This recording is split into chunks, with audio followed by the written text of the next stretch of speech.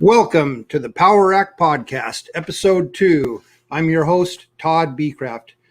Today, my guest is Ray Hetlage. And if you love powerlifting, you're going to hear how it all began here in the Northwest, because today it's going to be a history lesson. Do a little bio here. Ray is a Northwest powerlifting legend. He was a coach and mentor to many, including myself. He was seen for years on TV for Portland Wrestling as bodyguard to all the wrestlers, also known as Bodyguard Ray. He was also a bodyguard for Muhammad Ali and worked with Billy Jack Haynes. As far as powerlifting, Ray's best contest lifts were a 690 squat, a 395 bench, and a 675 deadlift at the weight class of 198. I could spend the next hour reading everything I wrote on his resume, but let's bring him into the studio and let's let him talk about it.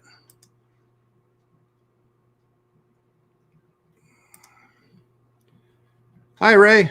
Todd, it's me, Ray. Welcome. I'll start off by saying how much of an honor it is for me to have you as a guest on my show. Back when I first met you back in the early 80s, I never would have figured there'd be a day where we'd be older and me interviewing you. So please know what an honor this is for me. Oh, I know. I understand. I don't blame you. Yeah, you're a hero to many. Yeah. Mostly yourself. Todd, this is great. I'm honored. I appreciate you interviewing me. And to lead into this, I want to let everybody that's viewing this understand and know exactly what you're about. And you would never bring it out on your own, but I'm going to. You are the history of West Coast powerlifting. You've been meticulous over the years in keeping track of the lifts and who lifted and where it all happened. And it's a great commitment that you've made. And here we are in 2021, and my era is done with powerlifting, has been, but yet you still are keeping powerlifting alive, and you're keeping our image alive. And I love you and I appreciate it. Thank you to you. Thank you, Ray. That's very humbling for me. You have to know that. I'll just say one thing. Back in the 1984, 85, somewhere in that era, I remember Roger Sandvold was the records chairman. He's the one that kept track of all the records, and he Right. actually handed those out. He knew how, like you said, meticulous and how into the records I was. And Right. I'm going to just put it out there straight. I worshiped you guys. I mean, you guys were what the champions I emulated to become a better lifter myself. And Roger could sense that. So when he was done being the records chairman because of some, issues in his life, Right. he handed it off to me and he said, Todd, I know you're the only one that will continue on with these and make sure they're not lost in the history books. And thankfully, with guys like yourself that are still willing to come on and do interviews like this and stay close to me as a friend and not walk away from the sport completely, we are able to carry on that legacy. And I thank you so much for working with me and helping me with that. We're brothers. Yeah, we really are. And Ray, let's start this interview off with let the audience know a little bit about yourself. Like where were you born? Where were you raised? And what brought you to the Pacific Northwest? And Excellent. One more thing. If Doyle Kennedy's daughter is watching, I just want to give her a special shout out and let her know that she's loved and that hopefully we will pay the proper tribute to her dad. yeah. I was born in St. Louis, Missouri, at the age of 5 o'clock. See, I also, the important thing is for the audience to know I'm 74. So just mark these screw-offs as old age. And there were 3 of us kids at the time. There ended up being 7 siblings altogether, but at the time that Dad brought us out here from St. Louis, I was 5. He worked for Southern Pacific Railroad, and fortunately, he got to travel with his family free at anywhere he went. So we loaded a train and came out to Springfield, Oregon, and that's where I grew up and went to school, Catholic school, until I turned 17. Then I immediately went off into the military because in those days we had the draft, and I was afraid of getting drafted into the Army or the Marines, and I didn't want to do that. I wanted to be comfortable. So I joined the Navy. I did 2 tours of Vietnam with the Navy, and while I was there, I learned that there was also a branch of service that was very seldom talked about, and I'd never heard of, was the Coast Guard. Was you had your 4 Department of Defense branches of service: Air Force, Marines, Army, and Navy. The Coast Guard came under the Department of Transportation. Oh, wow. At the time I joined. And so you never heard of them, but I met a lot of the guys down on the docks because they were responsible for searching merchant ships coming through to make sure their cargo was legal cargo and wasn't weaponry and such. And I realized then that I could do even better by laddering over to the Coast Guard when my reenlistment came up, which is what I did. And I ended up doing a total of 28 years military. 12 of that was in the reserves, which is where we hooked up because I was right here in Portland on recruiting. Yeah. And so I had a great career there. And then the rest is pretty much, I retired actually from the Coast Guard in 1991.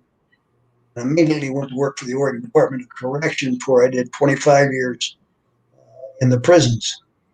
And that was great because I had the military bearing and the military background, and the department was structured much like it's a rank system. And so it was an easy transition for me, and I was an immediate hit because I had all that background. Yeah. I'm a lot of people's hero, just so you know. Yes, I understand. I have to stand in line for the hero worshiping portion. So we're going to go into the powerlifting stuff, and I definitely want to say that as far as powerlifting in the Northwest, the golden era of powerlifting were the 80s, without a doubt. Yes. Powerlifting started formally as an organized sport here in 1980 in the Northwest. Correct. And I started competing at the end of 81, 82 and on up. And I always say that, your era, which was right before mine, late 70s, as far as competing, yes, late 70s or, through the 80s, we kind of meshed a little bit. I was at the very beginning stage. You guys were entering your peak and setting the big numbers. And I always say, that kind of like my generation along with yours, we paved the road for powerlifting, but you and Doyle and the guys like that right before me literally blazed the trail for powerlifting for us to come and pave that road. So you guys were it. And I want to tap into that a little bit today because it's so important to capture that history and bring it to the people that lift nowadays that have no clue about how what they do by entering a contest started. And let's just start where your powerlifting career, when you met Doyle and how it kind of got going that way. Excellent, because we can't talk powerlifting without mentioning Doyle, because he was powerlifting for Oregon and for the Pacific Northwest. Just an outstanding individual person. He was so humble, and he was so caring, and he always put everybody else first. And we met at Lane Community College. I was there with the Coast Guard getting an associate's degree in business management. and ran into Doyle in a weight training class that we ended up taking together. And we bonded immediately, became best of friends. And he obviously ended up being my first coach, my only powerlifting coach. And we got into the competition together. Doyle was an amazing athlete, not just in powerlifting. Playing community, he set all the track records for the shot put, the discus, and the hammer. Wow. Yeah, and they still stand today. It's unbelievable. And the powerlifting, we were actually Olympic lifting that first year because that's all Lane community had. And then Doyle somehow, and I don't recall exactly how he got off into the power, but he took me with him. We turned to powerlifting, and the rest there is history. Wow. Doyle, when you can't talk about powerlifting on the West Coast without Doyle's name coming up. Absolutely. Yep. Doyle was the first man in the history of the sport to deadlift over 900 pounds. The actual world record was 903. It was a great feat, and that's a perfect picture of Doyle right there. You can see the beard. He was affectionately known as the Mountain Man. That traveled with him all across the world, where he competed in Finland and in Canada, and they named him the Mountain Man, and it was put in all the publications. Powerlifting USA referred to it, that he was labeled the Mountain Man. But Doyle was so polite and mild mannered. He was so humble. I never met an athlete that was as humble as he was. He instilled that into me. He told me that to be effective as a coach, because I started my own team, and he said to be effective, you've got to respect your lifters. You've got to stay humble. And that was the biggest key. And he stressed that, stay humble. And he said, remember that every lifter who shows up in a meet deserves respect, regardless of what you may think of them personally, whether they took first place, whether they were last place. They trained just as hard as we trained. They showed up for the meet, and they deserve the respect and courtesy that goes along with it.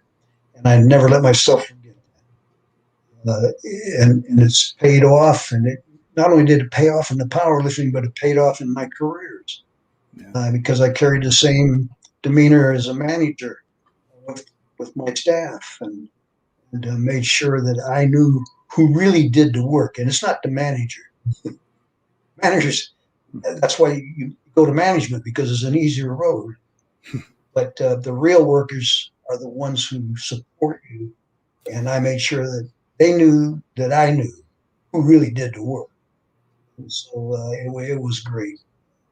You were certainly respected, that's for sure. And by me and many others. I mean, I don't come across anybody that remembers that era that has a negative word to say about you. Is all, wow, yeah, Coach Ray, very wonderful things. And you influenced a lot of lives, let me tell you, including my own. Let's let the audience kind of know how powerlifting began here in the Northwest. So back in 1980, again, like I spoke earlier, is when it became organized. The Magruders had their meet in February of 1980, called the Pacific Northwest Championships. 1 month later was Doyle had his first contest, big contest, organized with records, the whole bit. It was the Region 12 Championships. That was March of 1980. that's between those two contests. That's when the records for the Northwest started getting, first were developed and then broken, recorded. Thank you. The West Coast Open came 1 year later, 1981, is when that title, West Coast Open, took that meet and continued on with a legacy of its own. But again, yeah, exactly. Put on by Doyle, Kennedy's Gym. So Region 12 Championships was the name of it the first year. Let's talk about Region 12 Championships, because to be honest with you, until recently, I did not even know what Region 12 meant until you told me. So tell the audience exactly what this Region 12 thing was all about. This was when the USPA, U.S. Powerlifting Federation, formed. USPF, excuse me. And USPF. I'm 74. Did I tell you that? Yeah. I get the letters. I might have misunderstood. I thought you said USPA. I did. Okay. I was thinking Powerlifting Association. Oh, there you go. Yeah, but that's okay. You can embarrass me and correct me in front of everybody. No, you're right. It was the U.S. Powerlifting Federation. Yeah. And they broke the U.S. up into regions. And we were the farthest one, and we were Region 12. Okay. How they geographically did that, I'm not sure. But there were 12 regions, and we were Region 12. Yeah, because it consisted of not just like Oregon and Washington. What do you remember what all it consisted of? It was British Columbia, Canada, okay. Oregon, Washington, Idaho, Montana, California. And did I say Washington? Yes. Yeah. And Reno, Nevada. Okay. Yep. Or Las Vegas, pardon me. Las Vegas. Actually, Nevada. I should just say Nevada. Yeah. We competed in Reno, and we competed in Las Vegas.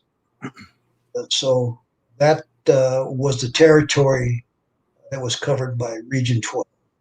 It's pretty neat because, like I said, 1980 was the first organized powerlifting competition, that Doyle put on and hosted. And you actually set all the records in that contest. I don't know if you competed I don't think you competed in Magruder's meet, but you competed in a month later at Doyle's. No, right, correct. Yeah. And broke all the records. So there were some records set, and then a month later you came along, broke all those records. And it was held. The records that I broke were from a great guy out of British Columbia. Oh, they were his records. Okay. And you talk about humble and courteous. He was there. He competed in the same meet when I set the records in the squat and the deadlift. He congratulated me, and we had lunch after the meet. And he wanted to know that if anybody, if his records had to be broken, he was glad that it was me. And I told him I was glad to do it. Yeah, I bet. Huh? Well, it's interesting because then turn around a year later when the West Coast Open first became the West Coast Open, which, previously the Region 12 Championships, it was 1981. And I was the first meet I went and watched. This is the program that I still have to this day. And you in turn were doing the same thing, because at this point there was an up and comer, Mark Kaplan, a good friend of yours, and he went 198 up from 165 and 181. Now he was competing at 198, your weight class that you dominated for a number of years. And here he's breaking your records, but you're right there helping him out to do it. Todd, that's a great point, Todd. And as you know, that was one of the best things about our sport, and especially our region, was we all recognize each other. We all there was no hero. Everybody helped everybody else. Everybody in the back room helped each other get ready, prepare wrap and suits on and belt, and everybody rooted for each other. And the only separation was come trophy time, when the first, second, and third places got their trophies. That was the only difference between first and last place. Wow, I've never heard it put that way, but that's I hope people think about what you just said, because that rings really well with me. You're right. Yes. Amazing. Yep. Wow. Before we go, let's show the audience what these are, the records as far as I'm concerned. This is like Doyle's guys. It says APF, but it was actually USPF, and then it kind of blended with the APF, then became the APF. It kind of got confusing for a while, but these are the records that still stand to this day. People have not broken these records. And don't just look at the names, don't just look at the weights lifted, although you can, but look at the years it was set too. I was a 181 pounder back then, so I always point this out. The Steve Knight squatting 722 at 181 back in 1982, with all the gear, with all the technology we have today, right? There's still not a guy in the Northwest in Oregon that has squatted 722 or surpassed that number at 181. And I can say that about a number of these lifts. Yes. And you said Pat Carney. Look at Pat Carney up there at 148. Yeah, he was my teammate. I remember that. I remember he was one of yours. Yeah, one of your guys. Yeah. Look at that squat, 560 at 165. 560 at Ray. 560 at 148. Right, 148. He had a hell of a coach. What he did. Yeah. But you know what's interesting is while we're looking at this particular list, look at who's right under him is a bencher, Jeff Yoshida. That's who taught me to bench press. Oh, is that right? Yeah. Do you remember Jeff over there at Bill and Bob's Health Club? He worked there. Yes. Thank you. No, I hadn't. Yeah. I didn't remember. But yeah, that's right. You know, and that these lifts, I mean, that 365 at 148, that was in a t-shirt. I mean, that wasn't in a fancy bench shirt at all. Yeah. And but he taught me my style on how to bench press. And, you know, and then again, Pat Pointer at 181. Oh, one of the best superstar. Oh my God, watching these guys to me was just amazing. You know, and we'll skip over one more here. And there's Doyle's name. There's Bill Kepler at 220, 740 squat at 220. And I'll let you talk about the squat suits, but I'll mention the knee wraps that were used back then were just an upgrade from an ACE bandage, you know. And so once you talk about the squat suits that were used back then. They were just single ply. You could not have like triple ply that they now have. It had to just be the one layer. And it was a polyester, and it blew out so quick. I went through 3 of those suits in my career, and they all were blown out by doing the squat. So it was a much thinner material than what they use now. Now they have an actual canvas suit. It's made out of canvas. Right. And they have bench shirts, which are like 2-ply polyester, double layered.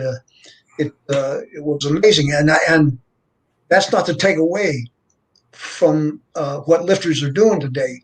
I mean, I don't care what you put on.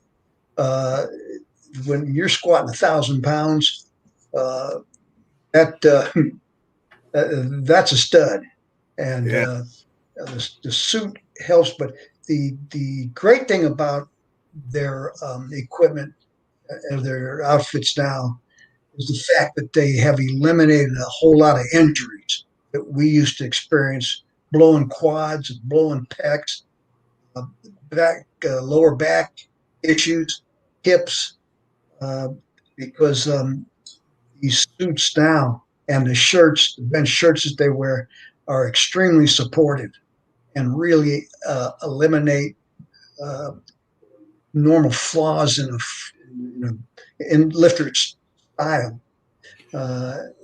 So in that respect, I'm glad to see the advancement in the materials.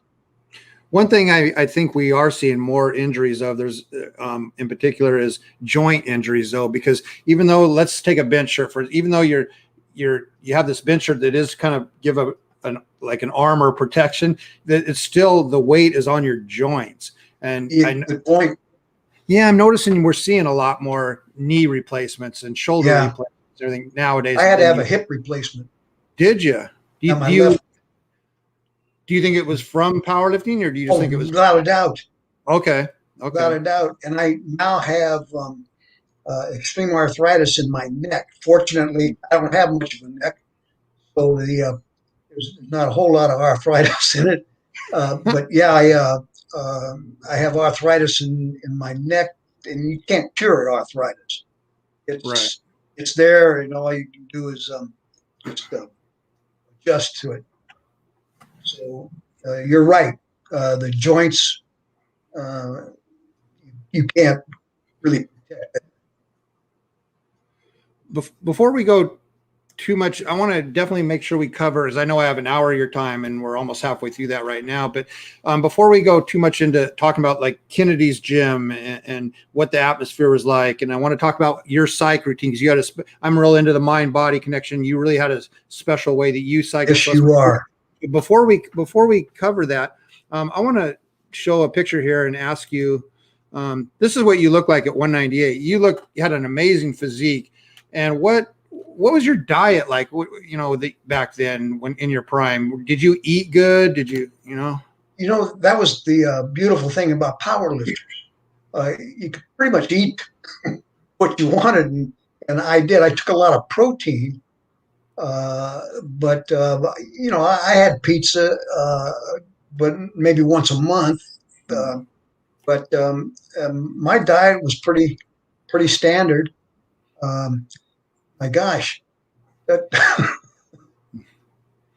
Well, you also did bodybuilding shows too, didn't you? I did a couple, but unfortunately, my posing was like my powerlifting. I was not smooth at all. I didn't really know how to pose, and it looked like I was just trying to put on one of my lifting suits when I was posing. And I didn't enjoy it as much because the bodybuilders, there's a lot more ego involved in that because, their physique is everything. Where for us, the camaraderie and the respect was a bigger issue with us with powerlifting because we needed each other to assist. Where the bodybuilder is pretty much an individual and take care of themselves. But I did a couple, mainly because you could see the powerlifting was the most complete bodybuilding course you could do. Yeah, it's funny because powerlifting is kind of known mostly because of the heavyweights, that big fat powerlifter guys for the most part. Is how the public perceives it, but you kind of take that away. I mean, did you just have a fast metabolism, or did you follow a pretty strict diet to you'd be able to stay at one? I was blessed. I mean, I was kind of a natural athlete, and the powerlifting, training just sort of chiseled that better. My dad was a weightlifter, and I kind of inherited his genes, and then all I needed to do was take care of it and protect it. And that's what I did. And the powerlifting absolutely did that. As a matter of fact, most physique guys now realize that in their off season, they do powerlifting because that's the only way to really get that dense, hard look to you. Powerlifting and squats, deadlifts, and bench.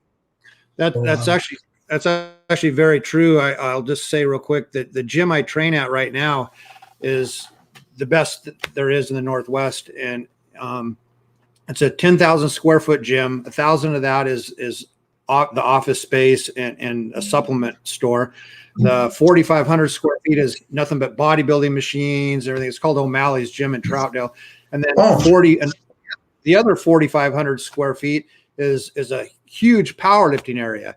And because you're right, you have to really have both to be good at, and powerlifters need to do a little bodybuilding too. So they have a physique like yourself back in the day, And so people do realize the importance of doing both. Where kind of back in the older days, it seemed like you either did one or the other, and you kind of had this little rivalry going. Oh, bodybuilders, powerlifters. You know what I mean? Right. Yeah. But it's the respect that gym shows to powerlifting is pretty amazing because, like I said, 4,500 square feet of that 10,000 square foot building is powerlifting, and Outstanding. in that powerlifting area is really up high on the wall is commemorative to the man who started powerlifting here in the whole Northwest. And Outstanding. Doyle. So outstanding. It's really neat because the gym owners, they're young enough where they wouldn't even have been around in that area. So for them to show that respect, to the legacy of powerlifting is really cool. Right. Good. Well, first of all, we've already obviously delved into powerlifting really heavy, and there's going to be some audience that just tune in that just because they know me or know you and don't really have ever followed the sport of powerlifting. So why don't we do a little quick tutorial of what powerlifting is? And instead of having you explain it again now at the age of 74, why don't we go back a couple of years and go with the explanation? Let's talk a little bit about the lifts, starting with the squat. Some of the things, the key factors in the squat to make it a legal lift is the weight must be taken out of the racks. The lifter must come to an upright position and show control of the weight, and then he will be given a signal from the head referee to go ahead and squat the weight. He then descends to a below parallel position with the thighs, comes back to an upright position, and when he shows complete control, the head judge will give him the signal to put the bar back into the rack. I see. This is probably the most controversial as far as judging goes. It is the most difficult lift for the judges to judge based on the fact that not all thighs are the same size. You've got bigger thighs, smaller sizes. It's hard to tell when a lifter has actually reached that below parallel position. So it's strictly a discretion call, and the judge calls it the way he sees it. I see. What about the bench press? The bench is a little easier to judge. The lifter assumes a prone position on the bench. He is handed the weight to an overarm length position. He then brings the bar to the chest. He must show complete control at the chest. It must stop. Then he was given a clap by the head referee, at which time he drives the weight straight overhead to arm's length and must hold it. The weight must continue in an upright position. At all times, it cannot stop. He is then given the signal by the head referee to put it back into the rack, and the lift is complete. I see. And the last lift, the deadlift? The deadlift is probably the easiest to judge, but as we both know, it's probably one of the most difficult because the weight is taken from a dead stop at the bottom of the platform, pulled to an upright position, and then the lifter is given the signal by the head referee to set the bar back down on the platform. The lifter must show control all the way through the lift, and he must keep his hands on the bar at all times until the bar has reached the bottom position of the platform again. I see. Well, good. Hopefully we've given the viewers a good explanation of the lifts. Now back to our lifting. I just want to say real quick that was filmed at the Oregon gym, one of the gyms I have the most fondest memories of and still talk about to this day. Ray, what do you have to say about that? I forgot how good I looked, and I forgot that was even done. And I was not the lifter demonstrating it. I want to clear that up. Oh, shoot. Yeah, I should have said I see where it would be kind of difficult for the audience to understand. Thank you for clarifying that. I do want to say really quick on that clip how important that was at that time in history here in the Northwest, because that was 1983, and that was the black fellow was Sam Fowler. He put on a couple of contests called the and Portland. He was a lifter himself, and a great guy and a great lifter. Yep. He put on a couple of contests. One of them was, the Portland Chase. So it was before this contest that was filmed. And the reason that was filmed, this is what makes it so epic, is because was filmed for cable TV. That contest, the 1983 Portland Powerlifting Championships, was on cable TV. And for back then, this is 1983, let's remember. We barely just were getting cable TV at that point. It was called Rogers Cable around here. To be able to have powerlifting go out to that kind of audience, mainstream like that, was huge. And so what you guys did back then, I mean, we can talk about the Doyles and the meets that were put on. Hey, that was great. Obviously but it's little things like this that you guys also did that really brought it to a little more mainstream and let people know what powerlifting was that would have no clue otherwise. So to air that along with the contest itself on cable TV was epic back in 1983. And that was thanks to Sam Fowler. That was his doings to get that set up. Yeah, definitely a neat thing. Ray, let's go back and talk about some gyms. Let's just start really quick because we definitely we've got about 20 or so minutes left, and we want to put a heavy emphasis on the Kennedy's gym. But let's first go back. I first met you, I believe it was LaPrenzi's gym, and yes. When I first started, but you weren't there for too long. And then I kind of rediscovered you when I went over to this place here, Bill and Bob's. I went there. Yeah, I went there in 1981.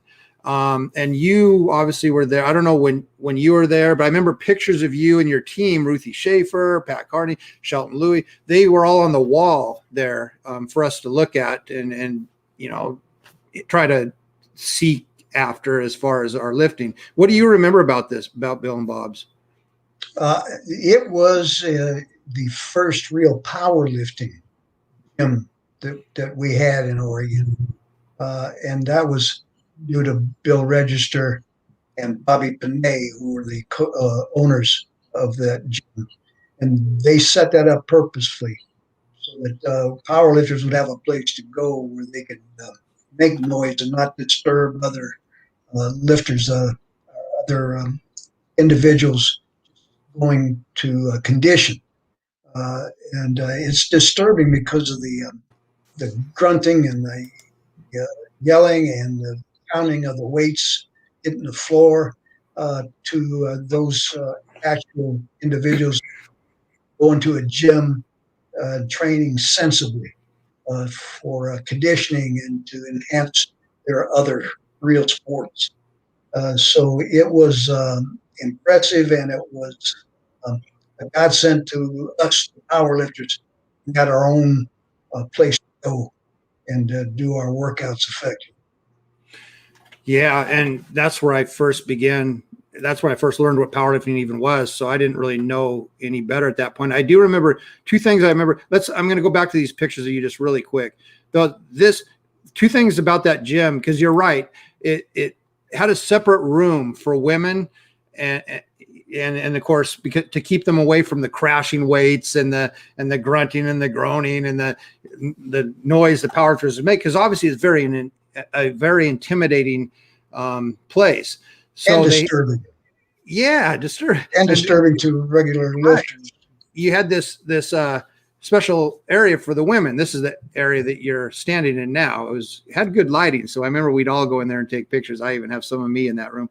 But it's funny because the women never worked out in there. Once they got to know you guys and know us and know that we were cool people and not these, even though were really aggressive while we were lifting, when we weren't under the weights, you guys are really nice guys. And so the women never went in there and trained. They were all out with the rest of us cheering us on. They'd go to contests and watch you guys compete. I mean, it was really it turned out to be a neat thing.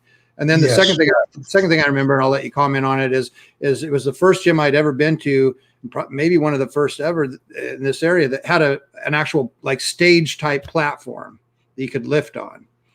Right. Which was a neat thing. Yes, it was badly needed. Yeah, it was. And it kind of gave you that feel of a contest too, what it was going to feel like to be up on a kind of a stage and lifting. Right. Yeah. Well, let's spend a good chunk of time talking about Kim, because obviously it still isn't a well talked about gym to this day. Everybody wants to know the stories behind it and all this, and I'll let you tell some stories. But I actually have a few pictures we can show after you want, if you want to get things started with talking about the gym first. Doyle's gym, I mean, that was a landmark. And it was a landmark not just to us here in Oregon, but we had lifters that would come down from Washington, come up from California, and just to be able to say that they trained at Kennedy's gym. It was a two-roomed setup, but the rooms were huge. The powerlifting room was the second half. The front half was the dumbbells and the exercise equipment for those who wanted sensible training again to stay in shape. Power in the back, and that was done to try and keep separated from and not disturb those who were really paying the dues to Doyle's gym. The setting of that power room was it was almost like going to church. It was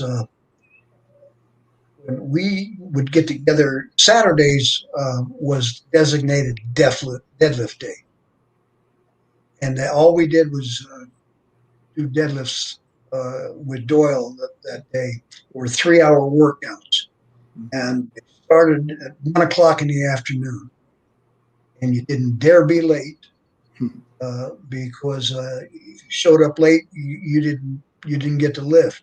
But we all started together. We all finished together, and we would load up in a car.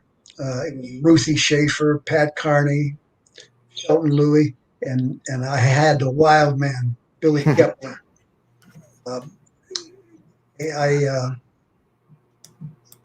I committed to there he is. I committed to let him ride with me because nobody else wanted him. No, everybody else was too scared of him. Yes, but I loved the guy. He was straightforward, but he was into his powerlifting, and he had great respect for Doyle, and he would not do anything that would jeopardize Doyle kicking him out of the gym. So it made it easy. The wild man was, he would fight at the drop of a hat. If you looked at him wrong, if you didn't address him the way he thought you should have, he wouldn't hesitate to get in your face. He didn't hold his tongue. He'd say whatever was on his mind, and most of it was trash. But he was committed, and he was a good lifter. Yeah.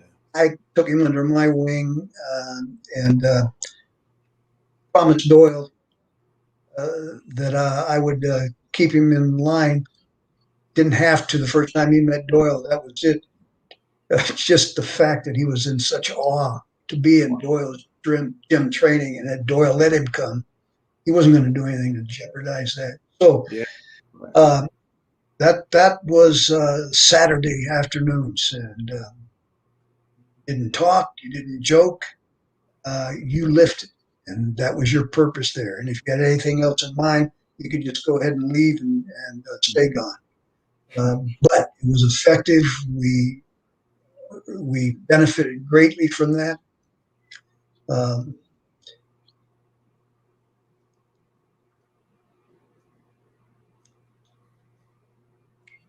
Take your time, man. Take your time.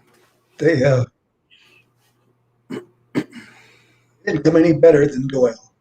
Yeah. Doyle was a man's man, and Doyle respected everybody. He took me under his wing, and he told me, never forget where you got your start, and never undermine any lifter, because any time, any meet, the lifters that are coming up behind you can be the ones that knock you off and take your records. And Mark Kaplan proved that to me. And the final thing that Doyle told me is you stay humble. Because powerlifting doesn't make you any different than any other human being, and everybody deserves respect and courtesy. And he repeated, stay humble. And that's the biggest asset that I got training with Doyle. Wow. Yeah. I remember going down there again. I started powerlifting in 1981. I remember going there in 1982 and I wouldn't lift down there though. I was kind of pretty shy and everything, but it turns out that was because I'd ride down there with a guy named Dave Adderholt. He was a 242 pounder, about a 775 deadlifter at 242. And, he would take us down there and talk with us, and we'd learn a lot from him just on the drive down there. But with me, I just enjoyed going down there because I always lived by this motto, study the masters and emulate the champions. And I think it was better that I didn't lift down there, because then I would have had to focus on what I was doing and lifting that day, where I got to just sit back and watch you guys, man. I got to study you guys. And I learned so much just by going down there on Saturdays and sitting in a chair and shutting my mouth. And the knowledge I would leave with each week, I only did it a few times, but each week was just amazing. It, without a doubt, just by watching you guys, made me a better lifter, without a doubt. I talked with Steve Knight, who was trained down there at the time, and I asked him if I could sit down, because we were the same weight class at that time, and he was the top dog in that weight class. I remember asking him if I could sit down with him sometime and just talk about lifting. He said, yeah. And so I came back the following week. We went outside in front of Doyle's after the workout, and we just sat and talked. And I was expecting him to write down a squat routine or something like that for me. I was expecting to leave there with all this information about having a full written up routine, and I was going to follow. But no, it was actually Steve Knight sat and did nothing but talked about the mind connection, the mental part of it. And I learned so much just from that. And it brings me to this day that where I work more on strengthening my mind than I do my body anymore these days. And it all started with Steve Knight having that one conversation with me. And that was just one thing I learned down there at that gym. It was just an amazing, it was like going to a college, down there. Oh yeah.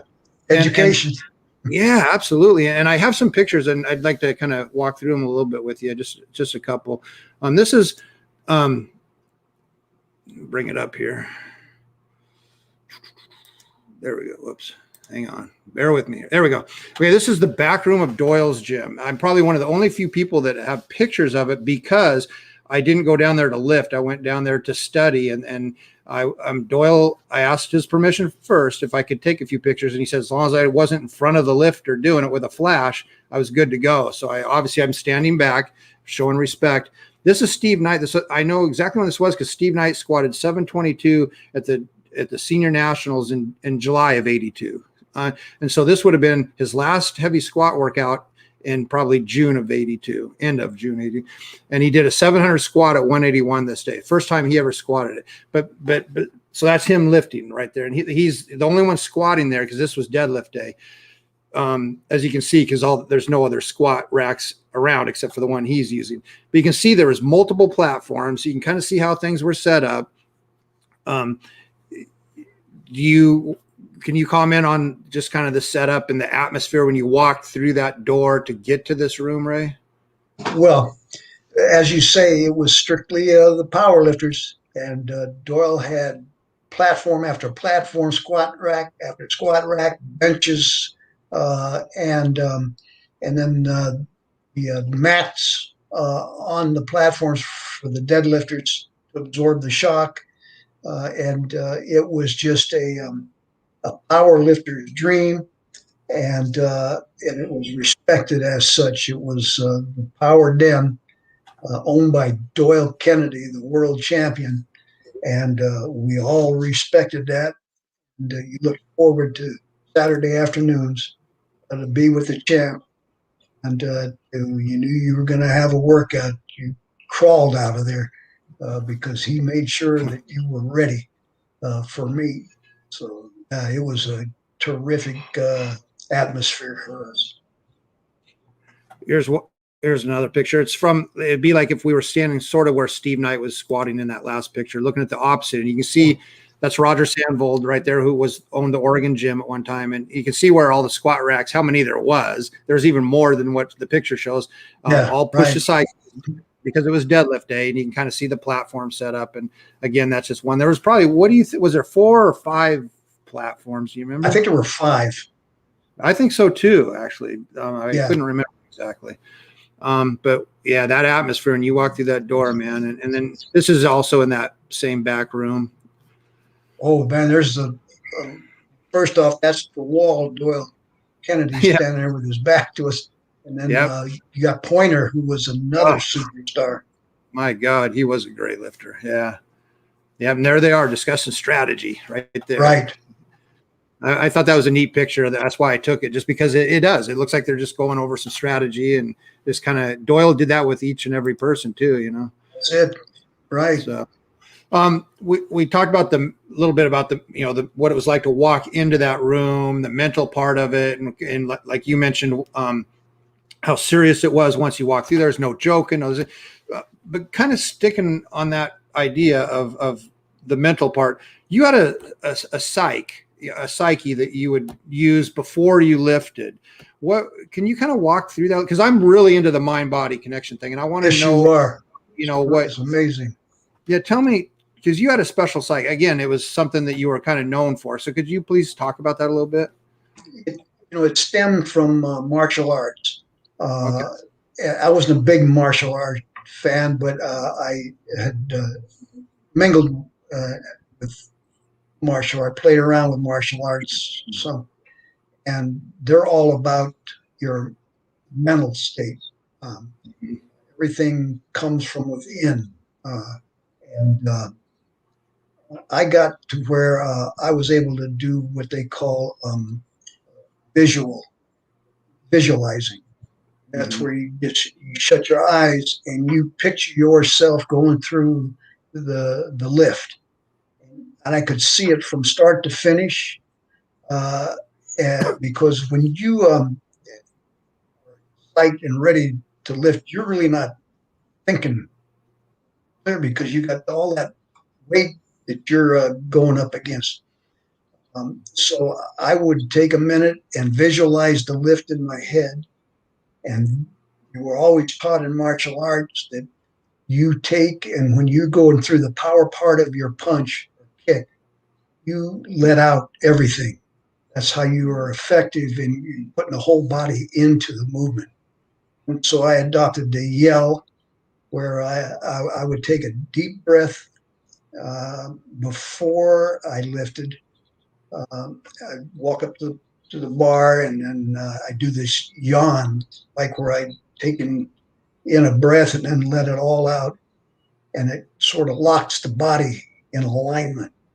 And then I would visualize when I got under the bar, or when I was lifting it from the deadlift platform, and I could visualize exactly where I was in the move, and I knew exactly when I had reached the right level for the squat, and I knew when the deadlift was totally completed, because I had a mental picture of it. So yeah, that was an added gift that I had, was the visualization. It's really important. What's really interesting, Ray, is Kazmaier was interviewed only a couple of years ago. And one of the questions he was asked was, what do you think the biggest thing missing with today's lifters is? And he says, the visualization. They all lack visualizing. They all lack the mental part of their lifting. There's too many distractions with cell phones and everything else nowadays, that they don't take that time to sit and visualize and think about their workouts and think, going through the motions in their mind and doing the stuff that you just spoke of. He said that is the biggest thing missing in today's lifters. Yep. And it's funny because, Steve Knight, I'll go back to him real quick. And he actually was one that said that same type of thing. It's you have to connect the mind to the body. And Steve Knight went on to write books on mental, winning attitude for certain sports. And he wrote like 5 books for each sport, and it's all about the mind stuff. Yes. So that's how important it really is. I'm glad we got to talk about that. I think before we close out, because we're getting close to the time limit for you. It's almost, I know, mine too. It's almost nap time, right? I know we have a lot to cover. So this is a I didn't mention it at first, but the part one, we're going to do a part two with you. And the part two is going to cover a lot of fun things too, because it's going to be where you go on to your bodyguarding and you bodyguarded for Muhammad Ali, Billy Jack, you were known, Portland wrestling, bodyguard Ray, and there's some stories there, and you with Jesse Ventura, and I mean, you've got so many stories there. So that's going to be an interesting one, and we're going to try to get a lot of the wrestling fans in on watching that. But that's part two. So in a couple weeks, we already set the date. We'll talk about that later. Let's go. But before I let you go, let's go. Okay, we got Julie Havelka wrote into the chat box, and she said, "Yeah, you remember Julie? Yes. Yeah. That's outstanding." Yeah, she wrote, I got to meet Ray back in 2012 at the West Coast Open Hall of Fame. Great guy. And then she also had a question for you. She wrote, what was your favorite lift of the 3 power lifts? That'd be the squat. Was it the squat? Squat was my favorite. Why do you kind of explain that a little bit? Why? I think because of the finesse of it. The deadlift is great because it's just a straight pull up. Squat, you're putting yourself on the line. If you get down there and can't get back up, there's nowhere to go but straight down. I saw a lot of quads blown on the squat. I saw a lot of back injuries because they stumbled with the weight. So you really had to be focused on that lift, and you had to have great control of yourself as well as the weight. And so it was my favorite, and I enjoyed it the most. In part two, we'll talk about, at the end of part two, we'll go into like what your training is like now and things like that. And I know as we get older, myself included, I don't do squats. I don't squat or deadlift, or I actually don't do any of the big three anymore. Just for my joints, and just it comes in age. I think you made a statement one time, and I won't be able to quote you properly, so hopefully you'll remember how it goes. But something about in your lifetime, you only have so many squats in you. Do you remember that quote that you did? Could you tell that, please? It's so important. Well, it's kind of the theory on life in itself. You give your best no matter what you're doing or how long you're doing it. And it's like the squats. You can only do it for so long before your body just won't respond to it anymore. Age obviously is a controlling factor. I respected the fact that I wasn't going to be able to do the sport forever, and that's why you give it your best shot while you can. And I lived my whole life that way. I don't have stress, never had stress, even working in the prisons.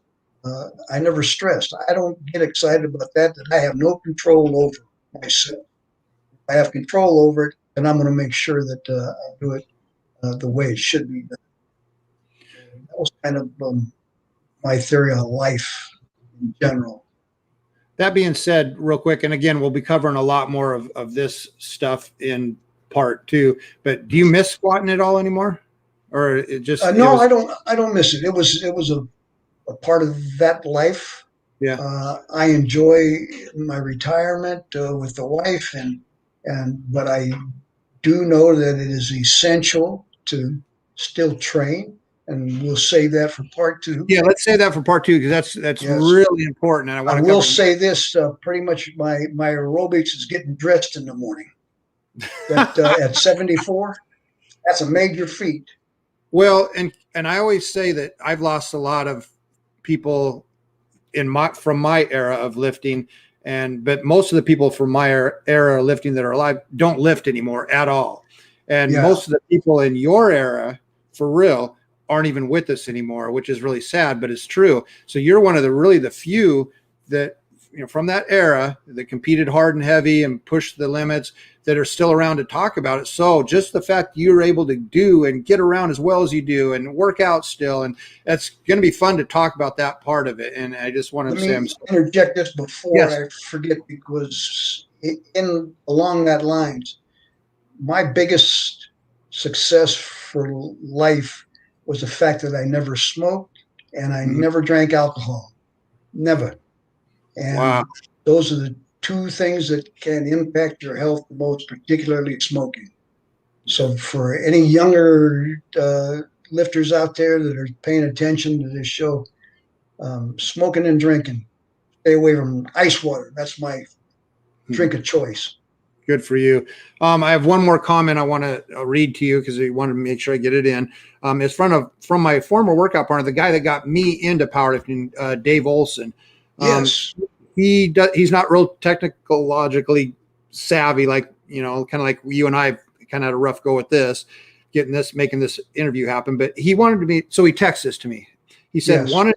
wanted Ray to know what a big impact on my powerlifting he was. He coached me and Dave Malone, which was a friend of his at the time. Yes, I remember that. In our very first meet at Whitaker Middle School in 1980, I got first place in the 148-pound class. So he wanted me to make sure I read that to you.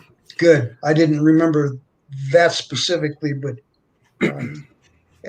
this, like we keep saying, Todd, that's the camaraderie and the respect that every lifter earns, and we've always kept that in mind. And lived that.